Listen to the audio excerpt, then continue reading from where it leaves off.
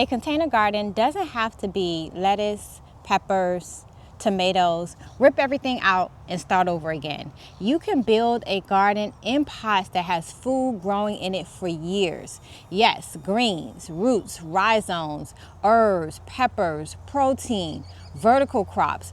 All these are edible perennials you can grow in pots. Most of them are pretty easy going. A perennial is simply a plant that can live for more than 2 years. Some of these plants can die back and come right back from underground.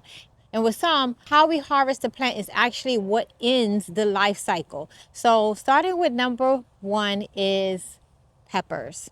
I'm talking about Scotch bonnet peppers, chitapins, habaneros, jalapenos, cayenne, Thai peppers, even bell peppers. Yes, bell peppers. So we grow most of these as annuals. You plant them, get your peppers, your season ends, you pull them right back out, and you start the whole season again the next time around. But they don't necessarily have to be grown that way. Peppers are actually tender perennials. If you're in South Florida, keeping peppers alive for years can be pretty easy because you're not dealing with much cold. Sometimes, some years. If you're further north, that is actually what growing peppers in pots give you the best advantages. When those temperatures start dropping, you're just going to start moving your pots around. That's how you protect them, and that's how you keep them going year after year. So don't hear perennials, peppers, and think everybody can leave a bell pepper sitting outside during the cold. You ain't gonna have no peppers, baby. So your climate still matters. As a garden hoarder, raise my hand, we don't like to let some things go. Eventually, the plant is going to start to slow down. And when it does, please let it go. You can do a burial, you can do a funeral, you can do a ceremony, let it go. It ain't gonna do nothing for you. And before I continue, guys, there's a lot of perennial plants that people already hear and you're watching growing right now in pots. And if that's you, go ahead and put it in the comments below. Share what perennial plants you're growing right now. I would love to learn from you too. Put it in the comments below. Going on to number 2. This one is perennial greens. So longevity spinach, Okinawa spinach, chaya, these are tropical and subtropical plants. If you're somewhere that gets real winters, you either need to protect the plant or do something even easier. Take a cutting before it gets cold. These things propagate so easy that you can keep them going without dragging the whole plant around, especially if you're unable to protect it. Take that cutting and save it until the winter is over. What I love about these plants, they do not need enormous pots. For longevity and Okinawa spinach, something around 3 to 5 gallons give you plenty to work with.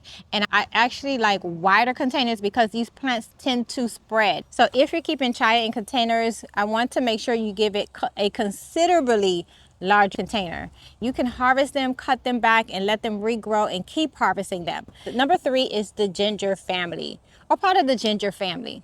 So I am talking turmeric, shampoo ginger, putting those all together because honestly, they look alike, but they're part of the ginger family because the part that keeps the plant alive is underneath and it's called the rhizome. And if you don't know what I mean, basically the piece of ginger you plant starts growing more ginger underneath. Now, how do you keep this one a perennial? Is when it's time to harvest. You don't take the whole thing. You don't dump your whole container. You dig in, take what you need, leave the healthy rhizomes behind and let them keep growing. Oh, another tip is when the foliage dies back, when it gets cold, don't immediately dump the pot. The plant may simply be dormant on the ground, and that's what happened the last winter for us. I totally forgot about this plant, I'm not gonna lie to you guys. But summer came out, that plant was back alive and I had green shoots coming right back. So if that happened to you, let me know in the comments as well. That is what perennials look like. They may die back, but they come back even stronger when it's the right climate. So number 4 is pigeon peas. I know you guys don't hear me talk about this a lot. This one's on the list because you're growing a protein. So pigeon peas is a short-lived perennial shrub in warm climates. So just know if you're trying to keep your pigeon peas for multiple years, you want to start with something like a 10-15 gallon pot. Go big on this one. Not these little cute little colorful ones. Go big because this plant can be substantial.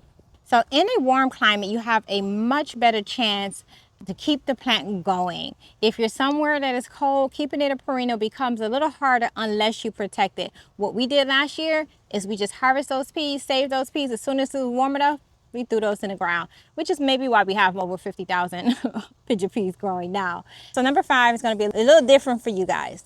I may have talked about it in another few other videos, but this is chayote, or you may say chayote. So chayote wants to climb up. You want to give it somewhere to climb. Chayote is a vigorous perennial vine. So you don't give this one a little cute decorative little pole like this. That ain't gonna work. So for the container, I want it to be at least a 15-gallon pot. Honestly, if you're committing to keeping this plant going, bigger makes that easier. So the part that makes this a perennial is keeping the crown and the root system alive. The vines can get knocked back. That's okay.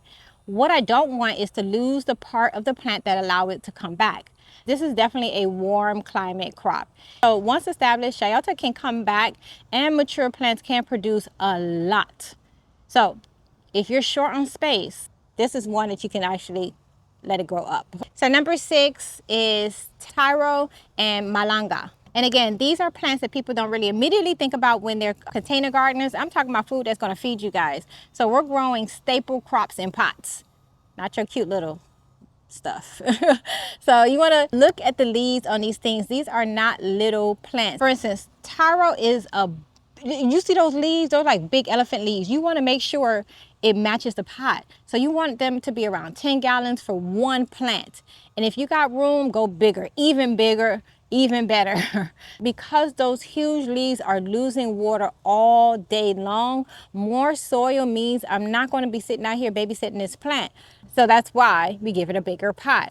Now these are tropical plants. So if you're, again, down south, this is good. The way you keep it going is offsets, corms.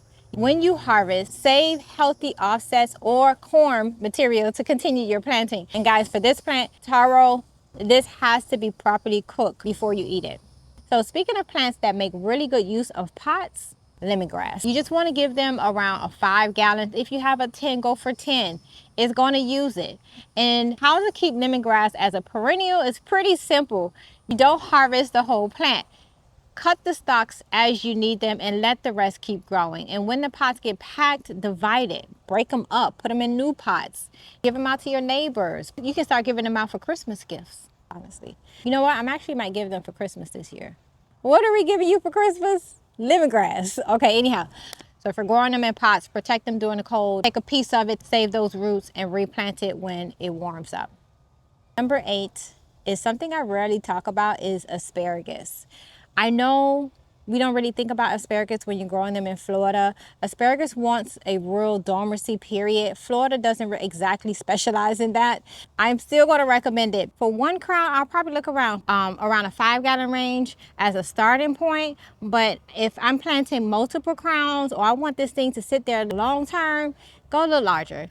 Because our winters don't always give asparagus enough dormancy. For our central North Florida, this one typically will be okay. And I'm doing it here, right here in zone 10A, and they are continuing to give us spears. So if you have been considering growing asparagus here in Florida, go ahead, go for it. It should be okay. Just know it takes over a bed, a raised bed. I know y'all know I want to leave this one out. Moringa. I have shared this before. That is one that we typically sleep on because we think of it as a tree. How you treat it is what matters. Moringa is a tropical plant, guys. So it loves the heat, but it don't really like the cold. They grow so quickly that even if you lose it, you can grow it right back within that year, less than a year, and you have moringa again. So keep it pruned, keep it in a nice sized pot, and you have moringa growing right here in your backyard. Now, one of the ones that we typically don't talk about as well is collards. Collards is another one that kind of sneaks up on you. So I know you like to say, hey, yours may flower or whatever the reason is. I have seen people mention in the comments that they have a collard tree and they are growing southern collards and they have had them in the ground for 2-3 years, sometimes 10 years. So if you're growing it in a climate like mine, we have ours in pots and we have moved them around because the heat can really get to them. But they are still producing 3 years later. Now technically collards are not a perennial, but here in Florida we can stretch that plant for a long time if we manage it right. You want to plant a heat tolerant variety like Georgia Southern. Give it some afternoon shade and heavy mulch during the summer, and harvest those lower leaves instead of taking the whole plant. And this is a good one to back up with cuttings. So take a healthy stem cutting and root it, because if it's extreme heat or summer heat and pests take down that mother plant, you won't completely lose it if you have a backup. So guys, I have covered a lot of plants. And if you want to learn more about perennials I talked about today and a whole lot more, my wonderful, handsome husband, Jermaine from Grow Fit Florida, has put together an entire book about perennial plants. You can find it on Grow Fit Florida or Rooted in J's, or wherever you find your books, it's there. Go check it out. Go grab a copy, because if you're supporting him, you're supporting me. You're supporting us. You're supporting our family, the Jefferson family, and we appreciate you. Thank you for watching. Thank you for all of your likes. Thank you for all of your comments. Thank you for sharing this video and hyping this video and everything you do to support this channel. We appreciate you guys. Thank you so much. Until next time. Bye. Get asked all the time, where did you get that? Or what do you use in your garden? I linked all of my favorite tools, products, and garden finds in my Amazon store, so be sure to check that out. And if you're looking to grow even more, grab a copy of my book at rootedinjays.com. It is packed with all of the lessons I wish someone had shared with me when I first started gardening. And you guys know this backyard didn't happen overnight. It took time, patience, and a whole lot of trial and error. So if you're dreaming of finding a home where you can build your own backyard oasis, I'll be honored to help you buy or sell your next home. And if you're enjoying what comes out of this garden, come hang out with me over on Tony Meals at YouTube, where I share some of my favorite recipes. And finally, to everyone who supported this channel through YouTube memberships or Patreon, thank you. Your support helps me create videos like this, and if you'd like to join our community, I'd love to have you. As always, stay rooted, keep growing, and I'll see you in the next one. Bye. If you're still here, one that I forgot to mention as I was walking the garden is right over here. I have a whole video talking about different herbs, medicinal herbs. This is our leaf of life. I actually prefer them in pots, and they are perennial. They replant very easy and they do great in pots. I actually prefer them in pots. So leaf of life, if you don't know about it, I have my medicinal video talking about this plant. So yes, lovely pot that has been sitting here hanging out with us and made it through the cold.